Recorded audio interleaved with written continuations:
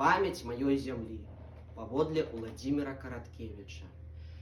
Якая яна, моя зямля?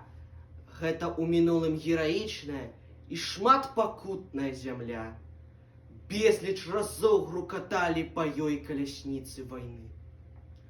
Але мы ганарымся тым, што ў гэтых войнах яна ніколі не была агрэсарам. Яна заўсёды мужна і да канца бараніла дом, сваю праўду і веру. Памяць маёй зямлі пра гэта і ў старадаўніх гарадзішчах, і ў курганах, пад якімі спяць яе абаронцы, і на палетках, дзе працавіты плуг часам выворывае каменную сякеру, меч або гільзы часоў апошняй вайны. І ў вечных агнях перад помнікамі салдатам. І, перш за ўсё, памяць маёй зямлі – гэта людзі і іх вечная неўміручая праца.